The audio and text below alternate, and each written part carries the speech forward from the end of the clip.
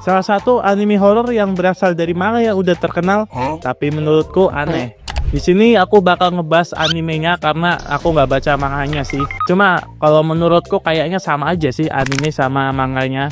Terus alasan kenapa anime dan manganya itu sama, itu nanti dulu dibahas. Karena anime horor yang aku bahas kali ini adalah Uzumaki, bukan yang Naruto itu, soalnya udah pada tahu juga. Tapi Uzumaki yang ini.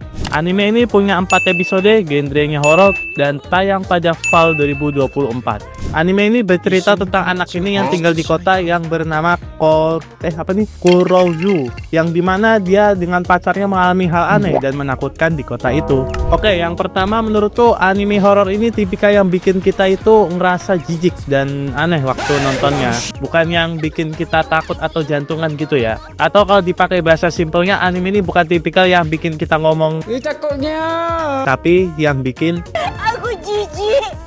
Terus untuk garis besar ceritanya ini berhubungan banget ya sama spiral atau kayak gini lah ya. Setelah aku cari tahu kan arti Uzumaki, ternyata artinya itu emang spiral coy. Pantes saja klan logonya Naruto ini spiral gitu, karena dalam bahasa Jepang Uzumaki itu artinya spiral. Nah, aku nggak tahu apa yang ngebuat autor atau penulisnya ini dapat ide dari mana ya. Apa masalahnya bikin anime horor yang kayak gini? Tapi yang jelas ceritanya ini aku akui cukup seru loh buat ditonton. Karena kebetulan aku tuh tipikal orang yang sukanya tuh sama horor yang mencekam gitulah, atau bahasa lainnya tuh psychological horror lah gitu bahasa Inggrisnya. Asli aku tuh kalau nonton horor atau main game yang ada jumpscare-nya tuh nggak tahu kenapa kayak nggak berani gitu nah.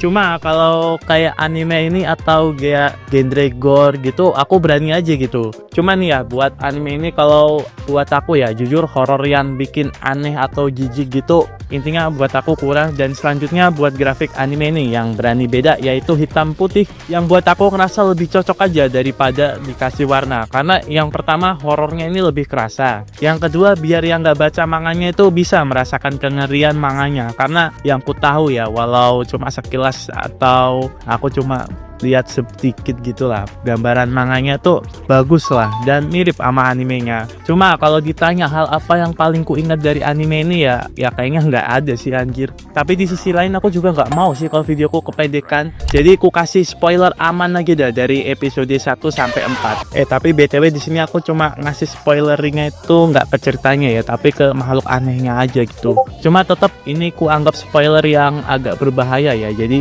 aku peringatin yang nggak mau kena spoiler silahkan skip video, maksudnya part yang ini aja gitu. Kalau videonya jangan di skip lah kalau bisa, nonton sampai akhir hehe. Oke, jadi episode pertamanya itu isinya masih pengenalan lah, seperti cerita anime biasa, tapi nanti bakal ada bapaknya MC yang jadi ulet melingkar di dalam bak mandi tradisional yang kayak gini kan, sama cewek yang palanya bolong ini salah satu scene ikonik lah di animenya. Terus yang episode kedua isinya ini mulai aneh-aneh nih, dari manusia jadi siput, jadi ular melilit kayak gini, terus anak bego ini yang mati konyol, sampai bewan rambut melingkar ini. Nah, di episode ketiga ini termasuk episode yang bisa bikin aku sedikit takut lah nontoninnya, waktu ibu hamil ini cosplay jadi nyamuk. Terus yang keempat kalian nonton sendiri aja, tapi yang jelas endingnya kalau dibilang good ending bukan sih, karena teror Uzumaki ini malah muncul lagi gitu padahal MC dan heroinnya ini udah mengorbankan diri gitu lah. Ya udah lah ya, kita selanjutnya buat aku ngebahas karakternya, tapi di sini aku bahas satu aja sih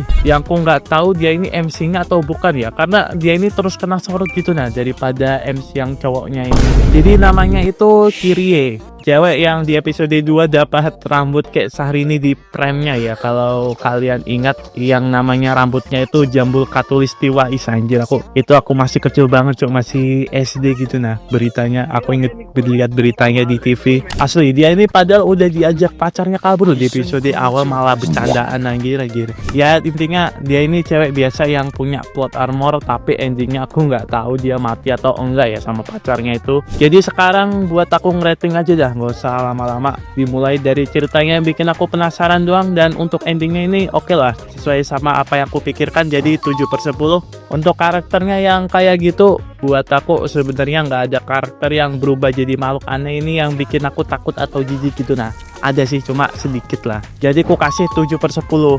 Grafik kalau boleh jujur ini unik dan nambah kesan horornya, aku kasih 7/10. Jadi total anime ini dari aku pribadi angkanya bulat 7/10. Oke, jadi kesimpulannya anime ini cukup rekomendasi ya. Tapi kalau kalian nyari anime horor gitu ya, aku jujur malah nggak nyaranin anime ini ya. Soalnya aku rasa anime ini bagusnya ditonton waktu gabut aja sih. Karena horornya ini buat aku sendiri kayak kurang gitu lah ya. Jadi udah sih segitu aja, soalnya aku mau tidur ya. Besok aku udah kuliah sama kerja lagi aja, rajin malesnya. Sekian dari aku, makasih udah nonton dan dadah.